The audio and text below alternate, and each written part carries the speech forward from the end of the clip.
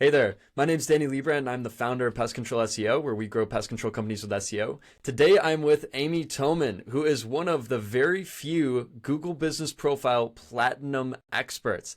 Diamond. Oh, Diamond, I'm so sorry. Oh wait, actually Diamond is above Platinum, right? Okay, so even higher. I'm sorry I misspoke there, but I think there's about, what, maybe 10 or 20 in the world, and she was actually the first woman Diamond expert as well. Sorry, you can finish that statement. Oh, I was going to say I was the first woman in English. I don't know if there are any others at all. And now there's another one, so I could say I only held the crown for about 3 months. But yeah, it was pretty cool to be the first woman to get into that group. There were only about 5 or 6 of us at the time, and I was the only woman, which is kind of neat. Yeah, no, I mean, super impressive.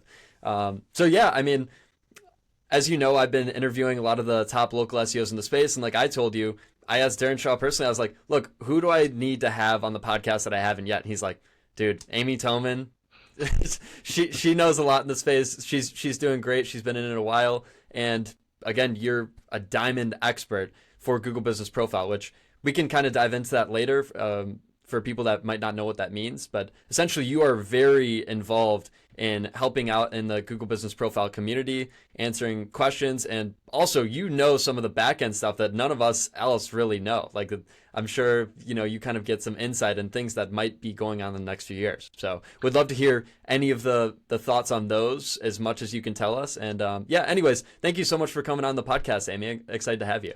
I'm very excited, and as I've mentioned before, I love the fact that you are working with these, what I consider to be very small businesses. A Yeah. lot of the pest control people who I have seen have been solos or just have small teams, and I love the idea that you're working in that niche, and it's very specific. What do you do? I do SEO for pest control companies. Uh-huh. It's very specific, it's very Yeah. niche, and I'm sure that your work is really appreciated by those business owners.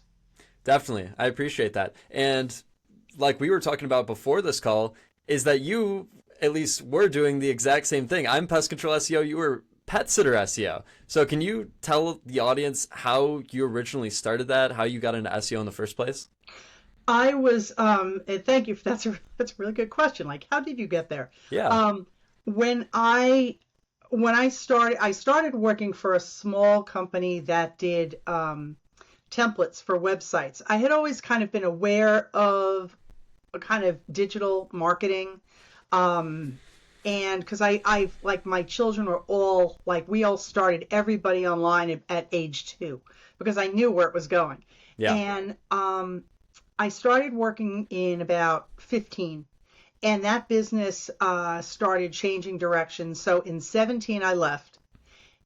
But people there kept asking me for help. They kept asking me for SEO questions. I built up a good group of friends and contacts, and they kept contacting me. So, and that was for pet sitters, dog walkers, groomers, people in that space.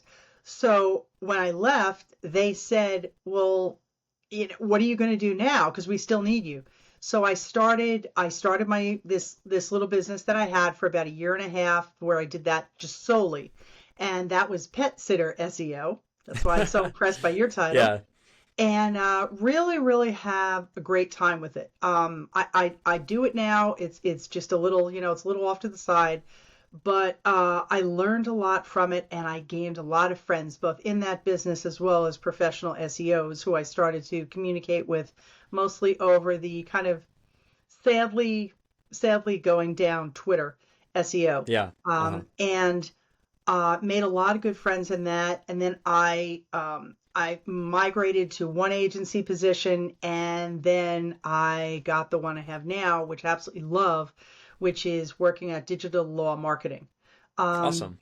the side of that is that I am surrounded by attorneys in real life. My sister was an attorney, my dad was an attorney, my husband is one, and now my son is one. So I kind of felt comfortable in the niche. And what I do primarily for them is I have moved from kind of doing SEO as well as Google listing management, and now I'm primarily doing Google listing management for I consider a large number of listings. Other people may not, but everything from just content, periodic content updates to making sure that they don't go boom, and troubleshooting. Why when this happened, did this not happen? And Mm. dealing with all elements of that. So Yeah, that's like I definitely. said, that was my path. That's where I am now. Cool. I'm just curious because a lot of people also ask me this question. It's so funny that, I'm pest control SEO, you were pet sitter SEO. How did you come down to pet sitter? Why pet sitters? Because the business that I had started in 15 was for pet sitters, dog walkers, people like that. What they did was they had a template, and they would host you. So it was hosting, it was the template. You would actually, it was almost like a Wix situation where you would go in, but he had really good video. It was well designed. He had good videos on how to do each element. If you weren't sure, it was almost always in there. And I started with that. And as I said, I made many friends. And Hmm. they were the ones who said to me, well, if you're not going to be there anymore, how do we contact you? And Okay. so that's kind of when the whole thing started. And I'm still contacted by many of those people today. I still go to industry conferences. They contact me for different troubleshooting elements, and it's a really nice community. So in as much as it's not my full-time gig at the moment, I haven't let go yet because they've always been so nice, so Wow. supportive. That is so interesting and also just reaffirming to anyone that's maybe trying to start an agency that there is niches literally everywhere. Everyone's like, what niche do I pick? Is it plumber, HVAC? Because a lot of people want to do, maybe local SEO or local marketing for these companies. And I think going off of your story, it makes sense just to do is what you kind of already have an in the industry for. So you already knew all these pet sitters, so it just made sense to start the agency around that. So I think the same Yeah, way as yeah, like people maybe starting another agency. Let's say their dad's a lawyer and he has a law firm, then I think it makes sense to potentially go into that realm. So I think 100%, that's a good way to 100%. go about starting an agency, and that's And you reaffirming to me. start when you're in these groups for a while, like I talk to people about, say, their about page, and I talk to them about how you need to have your credentials on there. You Mm, can't just say, I'm a nice person, I love puppies. It's just like with attorneys, it's the same thing. You can't talk about things that don't have to do with your industry or with your specialty. mm, So, like in both areas, I can say with the attorneys, I can say we need to have where you graduated college, where you graduated law school. Did you have any specialties in there? Were you in or are you in any inns of court? Do you are you certified in any specialties? It's the mm, same thing with pet sitters. It was, do you have your background checked? Are you insured and bonded? Do you have certification from, any of these groups? mm, And like I said, the longer you're in these, because I've been in legal 5 years and I've been, doing pet sitters a little bit more, you begin to know kind of what needs to be on there and what kind of the certifications are, what are the terms that are best kind of uh-huh. identified by the search engines. So yeah, Yeah. it's good to get into an industry if you're lucky enough to specialize, to get in there and stay for a bit, because then you start realizing kind of what, without having to do as much research, you Yeah. realize, you No, understand. exactly. I completely believe in the niche model. I think it makes it easier for me and clients like it better. I mean, they would love to have the guy who just only does SEO for pest control companies in the same way as it makes it much easier for me. Like there's only so many pests, there's only so many keywords for pest control.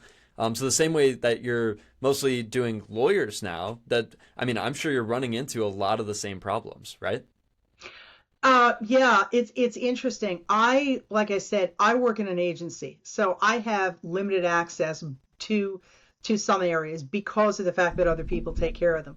But Hmm. I was thinking about this, and I was thinking that I recently worked with somebody, and I was saying that he was excellent, and I was thinking that he was pest control, and now I realize he must have been in a different area. But I was thinking about that, and I was thinking it's so close to what you do. Huh. Whereas your pest control must be the people who use chemicals and Yeah. they come and do that. Um, I was thinking wildlife removal, which Uh-huh. is what this other gentleman did. At first, I was like, "Oh, it's pest control," and then I went, "Oh, wait, it's Yeah. not." But it's so similar that I could easily see that being something that you would work with. And again, like when I did pet sitters, with I did lawyers and lawyers. That's it. Um, Yeah. Pet sitters, it becomes groomers, it becomes trainers, it Hmm. becomes people with daycare, people with kennels, all of that. So it all depends on, how long you're there, the connections you make, things like that. Yeah, definitely. No, I still take on wildlife removal companies because it's basically under the same category, but there's just much less wildlife removal companies. But a lot of people there's a big overlap of maybe like squirrels and raccoons can be considered in both realms. And a lot of Really? people, well, yeah, a lot of people will search, something like pest control near me, even if it is something with wildlife. Like I think something like wildlife removal near me gets like 6,000 searches a month, and pest control near me gets 130,000 searches a month. So I'm sure a lot of those are kind of baked into the pest control searches. So kind of interesting there. I don't want to harp too much on that. I want to talk more about you, Amy. So when did you when did you get the Google Business Profile diamond status? And tell us more just about getting that initially. How did you come about it? How did you end up getting diamond status? Sure. A few years ago, I want to say either prior or just at the very beginning of lockdowns, so in 20, Hmm. I posted in the Google forum prior to that for with questions, and people, friends I knew mostly because I knew people at this point, and they would answer my questions and they would help me out or escalate something or whatever. Well, at that point, a friend of mine named Jason said, you should go in there and you should start, answering questions and, trying to get to be a Google product expert. And I said, oh, please, I don't know enough. And he goes, you know a lot more than the people who are Yeah. on there. I was like, okay, let me try. So I went in and this is what I advise everyone to do if you're interested, if you feel like you know enough or you want to learn enough. I went in there and for a few weeks I did absolutely nothing, but I figured out what were the kind of the stock answers to these common questions. And I started collecting those, and I think it's now about 70 pages. I still have because I still take notes on things. Wow. And then when I felt a little bit more comfortable and I understood the vibe, I went in and I started answering questions. And then I signed up for the first level, which basically means you want Google to acknowledge the fact that you would like to go further. And then I started moving up. Moving up is a combination of points. You have to have a certain amount of interaction before they'll consider you for a next level. And it's also your breadth of a kind of knowledge. So if you just deal with one thing, you're not in the right position. But if Hmm. you're answering questions on a whole bunch of different things that show that you really have a well-rounded knowledge of the product, and this is for all Google products. They have one of these forums for almost everyone, or everything, I should say. And I took it on as a hobby, and then I got the next level. There's five levels altogether, and I started climbing the levels. And earlier this year, I got to the highest level, which is diamond. And I do a lot. I've got to say that. I mean, I think sometimes people get it because they're just. I used to think it was because they were around a lot, that they were around, they've got knowledge, whatever. But I also think too that sometimes people get it because they're just doing it. They're just always there. And Hmm. I'm one of those people. I mean, and it's a great community. The product experts are a lovely bunch. I spoke earlier about knowing some people kind of before I started. And now, we have great conversations, those people, to kind of say, okay, I'm seeing this. Is anyone else seeing it? And we all have kind of specialties. My specialties tend to be review attacks, reviews not showing. When you say you get 10 reviews, but only five of them are showing, I know what to do with that. Hmm. Other things that I specialize in are reinstatements. when your listing goes away, or if you all of a sudden find your listing just doesn't exist, like what do you do? And like I said, everybody's kind of got a niche. There's somebody who specializes in hospitality, so he knows about restaurants and hotels. Other people would specialize in attorneys, which I will do to a degree, but not within the U.S. because I already work with attorneys in the U.S., so I don't, no conflict of interest. But it's a really good community of people, the product experts. There are puzzle puzzle solvers, because a lot of times it's like customer service. You just kind of have to get the people come to you and all different from all globally. I mean, I've answered questions on basically every place but the Arctic and the Antarctic. Wow. I mean, I've done most English speaking countries and a few not. Thank you, Google Translate. And it just, it's just nice to help. Half the time you will hear us get all kind of grumpy about things, but the reason is because we're trying to help users. Yeah. And it's really, really helpful. And it's also helpful like in my job. I love being able to protect the clients that our agency works with. I should say who we work with. Yeah. Because, they occasionally want to do things. Like they want to change the name of their business, which I don't know if you've done much of that. You have to really, really work in a very specific, safe path to get that done so that Google does not suspend your listing. Same thing with moving, having listings go from one address to the other. Same thing. Three things are going to happen. Either A, they're going to accept it and all is good. Two, they are going to accept it, but they're going to ask you for a video verification. Or three, they're not going to accept it and they're going to suspend you. So I've had very much luck with having them all accept it. And it's lovely. And we have gotten, standard operating procedures now as to when things happen, how are we going to deal with it? Which I think prior to my kind of specializing in this, I think things were like, we didn't deal with them until they came up. And now we tend to deal with them. We're more prepared at the outset that when they come, we just go right into action and, we know exactly what is required and what to do. So.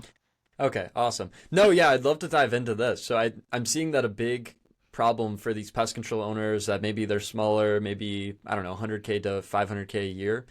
A lot of them start out by just putting their address as their home address. And, I maybe take a look. I'm like, guys, we should probably be looking to get an office. Maybe it's in just the back of your friend's place, or maybe, we can actually get an office. And a lot of these guys are skeptical, but I'm sure the value in that. And, we don't want to get in trouble for having the office at your house because, it might get suspended. So I wanted to ask you, what is the process of doing something like that, of changing your location and making sure you don't get suspended? It's tough. First thing to note, okay, this is a lot of small businesses have this issue. With your address, you can very easily operate from your home, and I would expect that people in the pest control space, especially if you're in smaller rural areas, operating from your home is the way to go. It really is. The issue with operating from your home is your address cannot appear on your listing unless you have signs there. Signs meaning permanent? I forget what the second word was because I just wrote this up. Signage? Or is that? The signage is permanent, but there's another word for it. It's like affixed. Basically, they don't want lawn signs. They don't want paper banners. Okay. They want you to have a sign that is, based in the ground and all that. If you have that, that's great. You can show the address wherever it is, whether it's your home or whatever. If you cannot have a sign, you cannot have out there, you cannot have your address show. That's just Google's rules. Some people say, well, you know what? I'm just going to do it anyway. I'm like, okay, but just remember when you get suspended, they're going to want to see the photos, or you may find yourself unverified. Like they'll say, "Oh, come back and re-verify," and when you can't show them permanent signage, they're not going to verify you, and you're going to Hmm. stay offline until you either put the signage out or know enough about the rules to go turn the Yeah, address yeah. off. So it's really difficult. The thing to remember too is um, visibility wise, you do get more. It has been shown, despite what some big company says, you do get more visibility if your address shows. Yeah. That's why a lot of people would prefer it. So, and also another thing about moving, when businesses move, you have to remember too that your uh, where Google promotes you is also changed.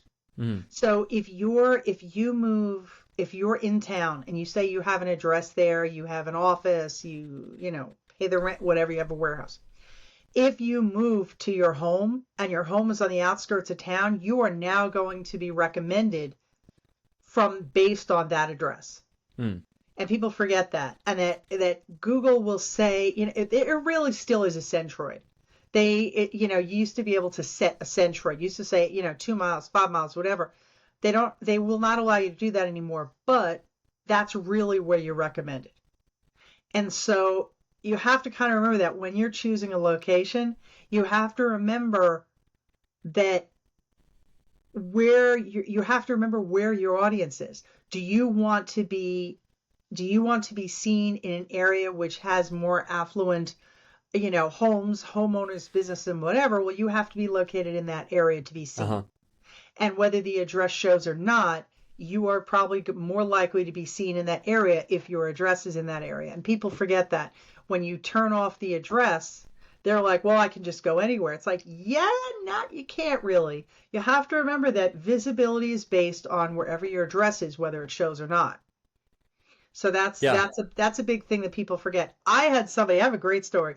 I have somebody who um did not she worked out of her home and she moved 45 minutes away.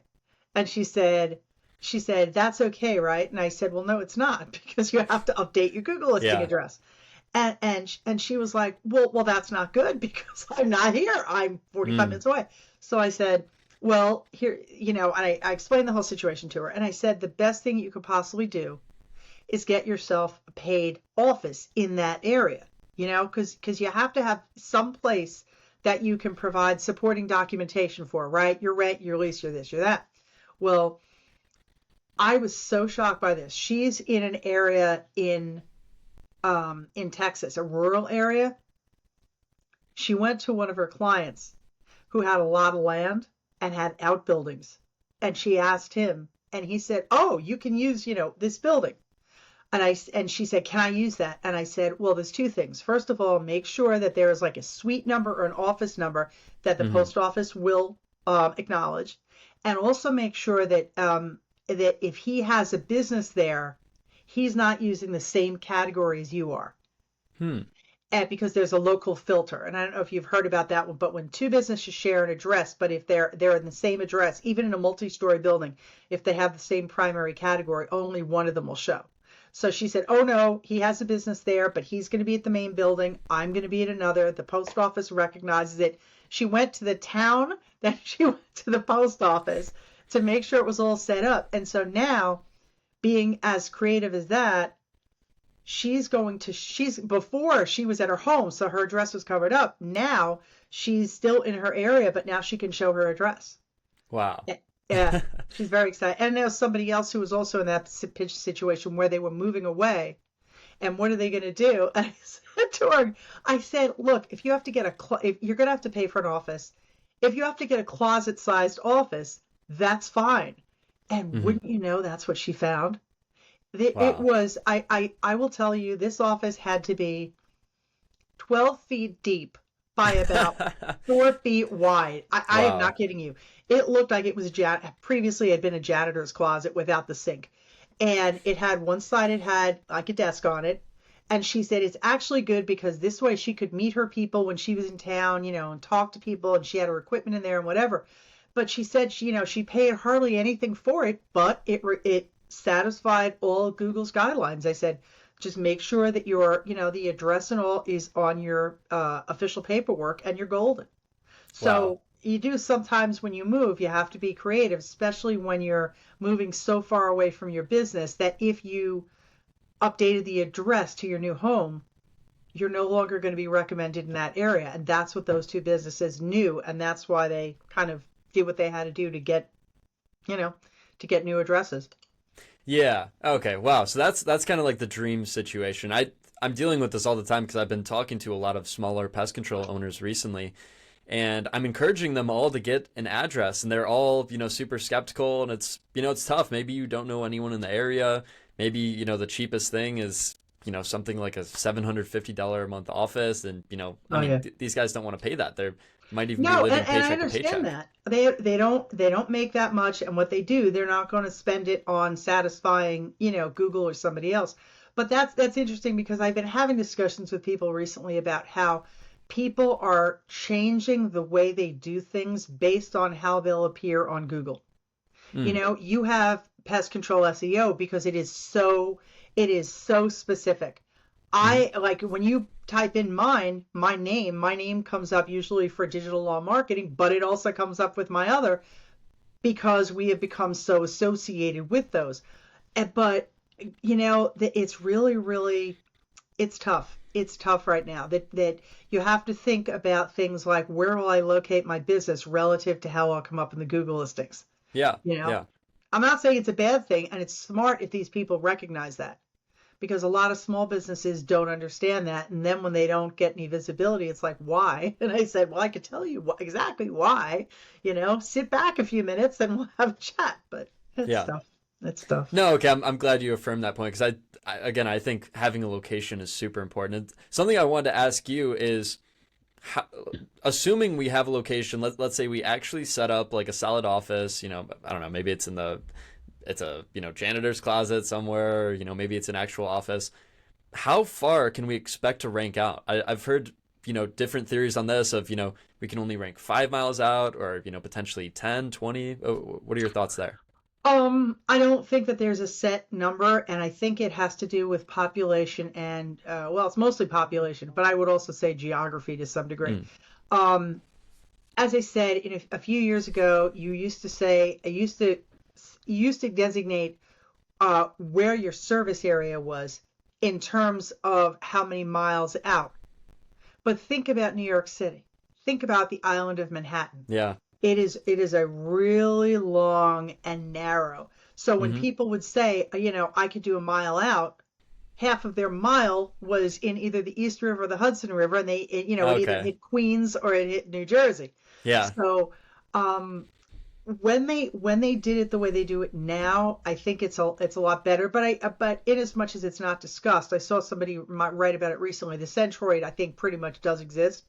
But again, I think it has to do with where you are, where your address is. Okay, Okay. because I think in places like that are more sparsely populated, like say Montana, South Dakota, Wyoming, those areas up there, I think you're going to be seen a lot further out.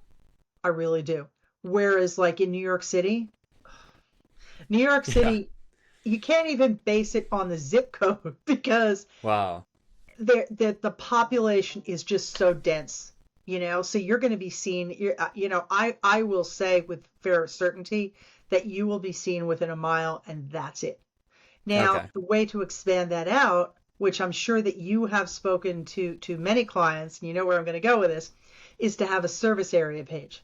hmm I mean, I have 5 set pages that I always tell service area businesses that they need to have, and one of them is a service area page.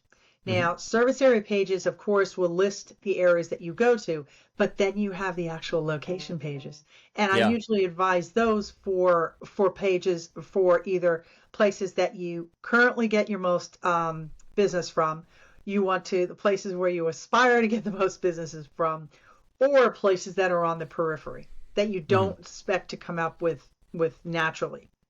And that I found that really does help. Some people are just like so surprised when they start adding those, and I'm like, told you. Yeah. No, Sure, happy exactly. to. Yeah. No, I know that's something that I like to kind of push on and explain as well is that Google Business Profile is fairly easy, but it's proximity relevant. So we can only get so many customers. Like at a certain point, you're going to max out just because there's only so many people nearby. But I mean, with your website, we could rank in Mexico. We could rank in Canada. Like we can set up pages for any of these cities that you want to rank in. So Yep. that's the beauty of the website. But usually, it takes longer to. It takes more time to set up. There's much more involved. So there's The there's pros and cons to ROI, each. the Yeah. ROI on a website, it takes longer to rank, but then it will stay up for you, assuming Google doesn't come up with an update. Yeah. I know. It should stay up for a fairly reasonable amount of time. The Google listings will have a faster success rate, but when you stop doing what you're doing, or if again Google has an algorithm update, just as fast as you went up, you could go down. Mm. It's like people who sometimes say, "Oh, I'm going to go out and I'm going to do whatever I have to do to get 60 reviews." Well, they get 60 reviews and they go up, but then when they're not consistent and Uh-huh. continue to get the 60 reviews, then they go back down again. Yeah. And they don't understand. It's like it's not the number you have. There's a whole bunch of other factors that go into it, including consistency. Yeah, no, definitely. I mean, I always recommend to look at it from Google's eyes. Like, does Google want to show a company that hasn't gotten a review in 3 years or one that gets one every single day? Like, which one seems more credible and trustworthy? And also, what do users want to see? Because Google is optimizing for users. And obviously, a profile, if they're getting a review every single day, it's like, this company's great. I mean, obviously, good reviews. But And yeah, legit no, that's reviews. that's And huge. legit Yeah, reviews. We true. have we have to we have to preface that and just say legit reviews because I don't know if you or your audience has seen, but they are starting to label listings and they're starting in the UK. So when listings start, when businesses start saying, well, guess what? You know what? We found a service and they're going to get us, whatever, 100 reviews in the next Hmm. 2 weeks. Yeah, no, because then Mm-mm. Google has gotten some very, very good filters recently Yeah. where they can tell review attacks, they can tell all sorts of things, and it's bad.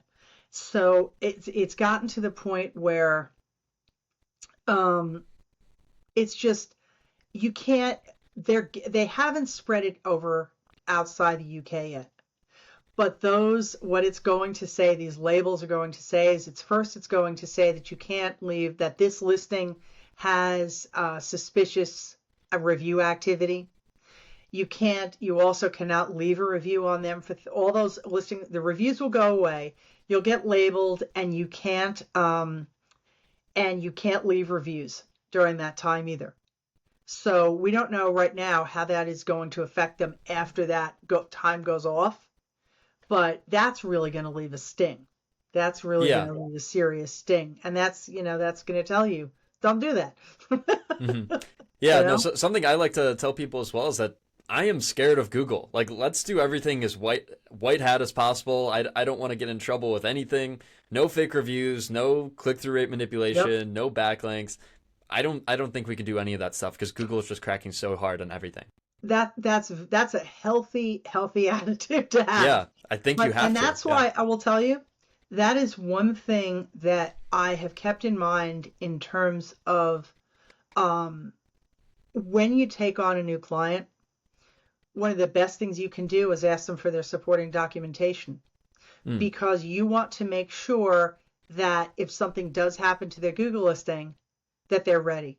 And Uh-huh. they're ready meaning you have that paperwork, you can help them submit it. I'm not sure how you and your agency work, but submitting the correct paperwork is the first step to getting that listing to come back because Mm. Google has to know that you're legit.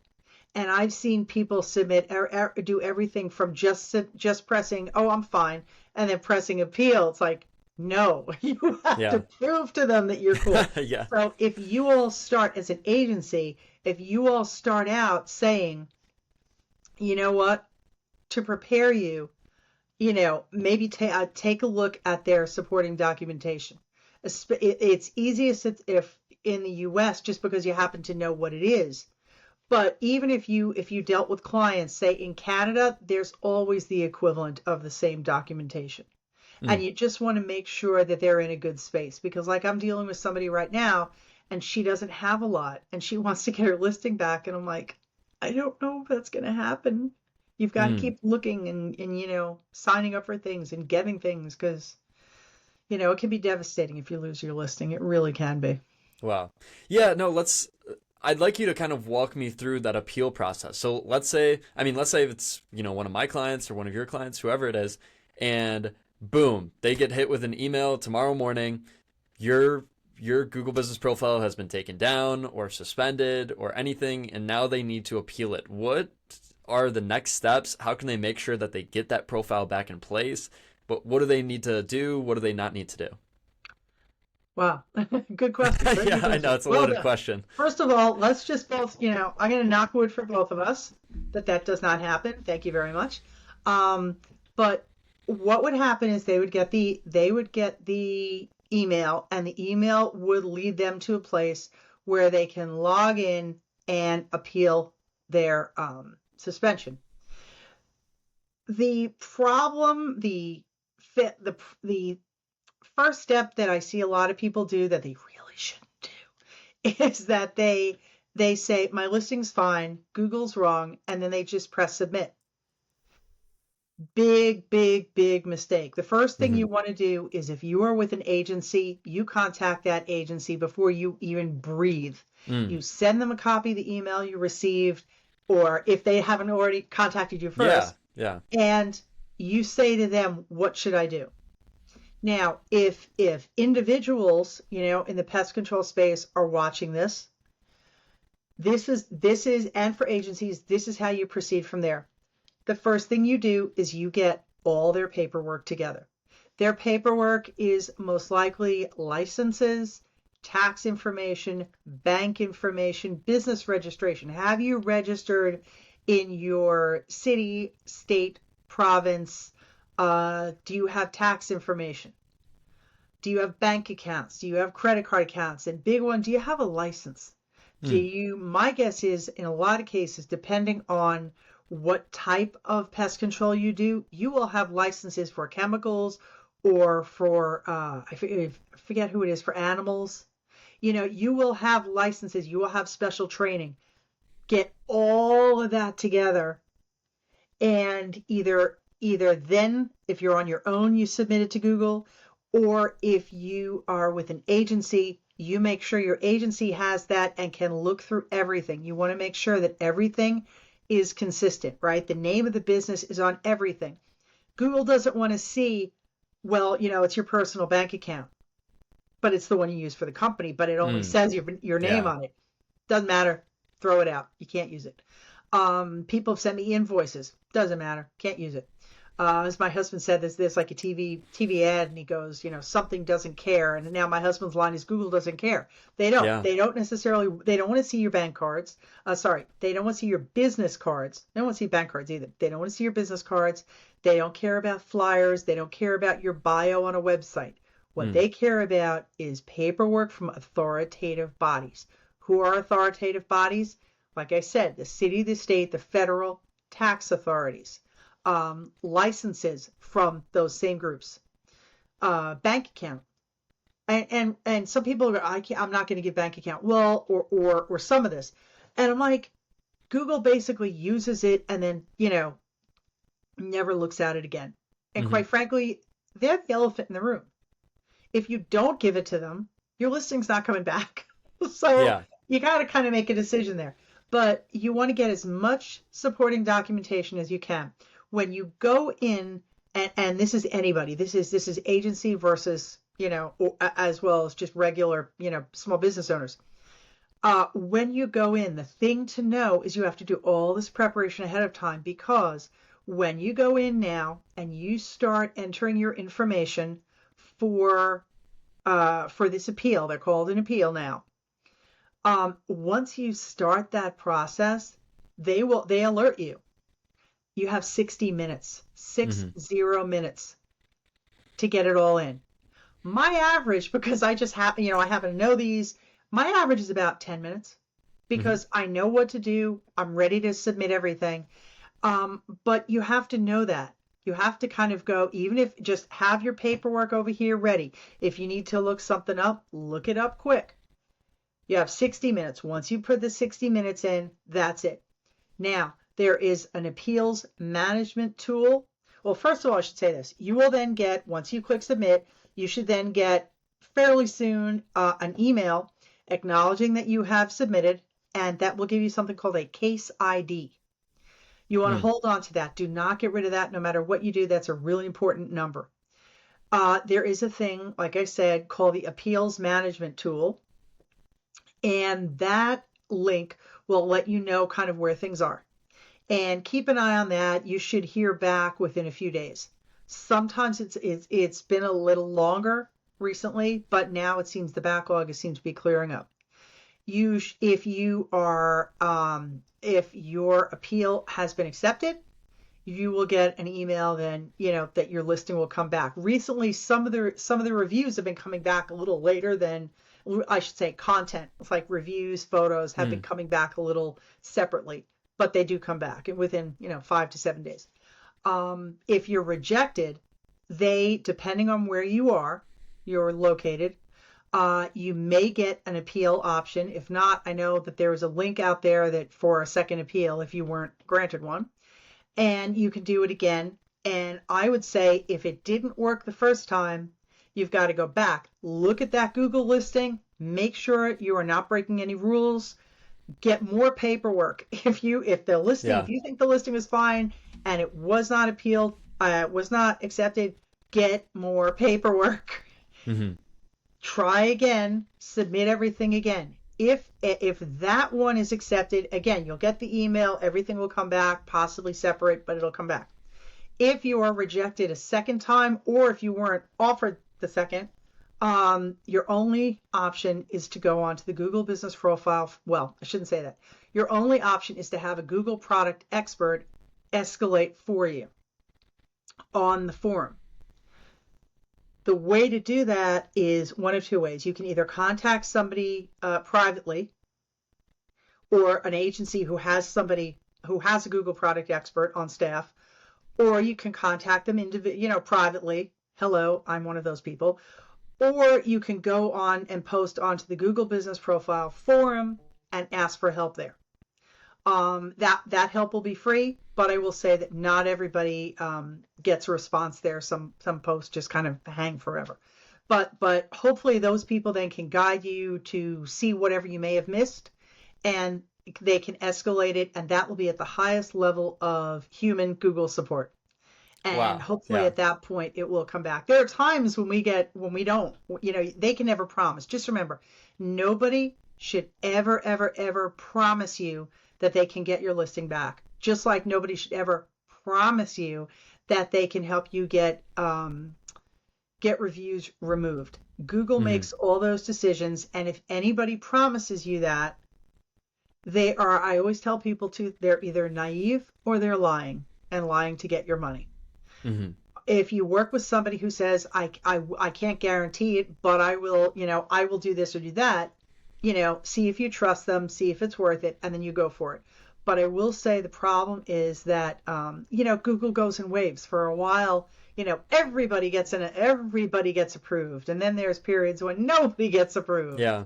Right now I'm facing a little bit of a tough time sometimes in review removal. So, but again, that could be specific to what I'm talking about, what I'm telling them about. So just remember, appeals. If you get suspended, you want to have good quality paperwork, no invoices. Don't send them your bank card, don't send them your business card. Just good quality paperwork from authoritative bodies. If you have an agency, don't touch it until you talk to your agency. If you're on your own, you may want to try by yourself at least once, but then I strongly recommend you're talking to somebody. Like I said, I'm available. There are agencies out there that have Google product experts working for them. But if you get to that third step and you have no more appeals and you don't have anything else, your only options are going onto the forum and asking for help, or contacting somebody like an agency or an individual. Wow. Okay, that was by far the best explanation I've heard of going about appeals, getting it fixed. I think anyone that listens to that last 15, 10, 15 minutes or so will have a very good chance of getting their profile back. So I would like to personally thank you for letting me know the exact process. I have a pretty good idea. I've talked to Ben, but that was a very, very clear explanation. I think that will help out a lot of people. I'm of the opinion that Google could be a lot more transparent. Hmm. And I know sometimes a lot of other people who are wonderful. They're knowledgeable. They, produce a lot of stuff. But I'm kind of the one, I get down in the weeds. I'll talk with somebody who isn't a writer, and I will you don't know how to create this document, I will send you the link. I tend to say to people like, well, they question the rate that I charge because I do charge for escalation because I handhold. Mm. I will sit there and say, do you have this? Do you have that? Give it to me in this format. Okay, they will give me an entire folder, and I would say, this is great. Now take all these out. We're just going to do these. And they're like, well, I don't have that. And I said, okay, well, wait. I mentioned before, and I'll say it one more time. I worked with I guess was it wilderness Yeah, removal? wildlife removal, that Wildlife kind of removal. thing. This gentleman came to me, and he sounded like, maybe he was 30. I don't even think he was. He was relatively new in the business. He'd been in business 2 or 3 years. Sounded like a really nice guy. Got suspended, had tried on his own, and we had a talk. And he came back. He went from having like 3 pieces of paperwork to having like 9, 8, 7. And he was in the state that I'm in, which is New Jersey. He had licenses that I didn't even know existed for just like, having your business, Yeah. so it was like local, state, and then he had one specifically from whichever federal agency allows you to work with animals. He came back with everything. He even got himself a credit card so that he could have that paperwork. And he came back very, very quickly because he was able to, again, prove that Mm. his business was legitimate. But I like working with people who just really are just ready to just get back on board. They don't know much about digital marketing. They don't know much about Google, but they're ready to just do whatever's needed. And sometimes you have to, talk to people differently, to get that. And I'm Yeah. willing to do that. No, I know. Again, this is just so helpful because a lot of these pest control owners, their Google business profile or slash profiles, if they have several, might be like half of the way that they're getting leads. So if their Google business profile or Yep. profiles go down, it's almost like their business goes down. So again, And super helpful. Yeah. that's the biggest thing. You have to remember these are assets. Hmm. These are assets, and you have to treat them like gold, which is another reason why I was saying, everybody listening to this, make sure that you have paperwork that's going to get your listing back. Mm. Do you have licenses? Do you have this? Do you have that? Just make sure you have that. Hopefully you won't ever use it and need it, but it's something to keep in the back of your mind to start compiling right now. Definitely. Okay, Amy. Well, I think you have to go. I wish I could have you on longer. I've got a ton more questions for you, but maybe we can pick this up another time. But yeah, thank you so much for coming on. And where can people find you on social media, learn more about you, maybe use some of your services? Sure, I'm on I would like to say Twitter, but I'm not paying as much attention to it these days.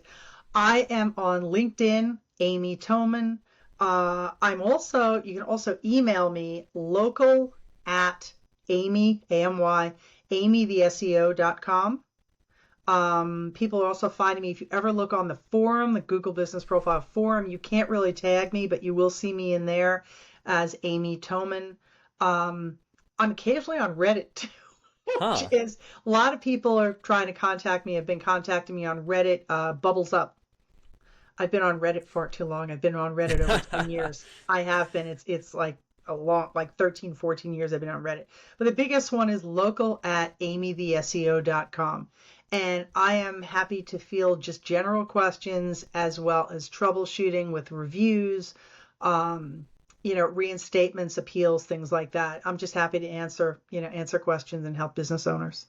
Awesome. I'll link those all in the description. Thank you so much for your time, Amy. I think this was truly valuable and people will really find this helpful. Great. Thanks very much, Danny. Take care. Yeah, of course, Amy. Thank you. Bye.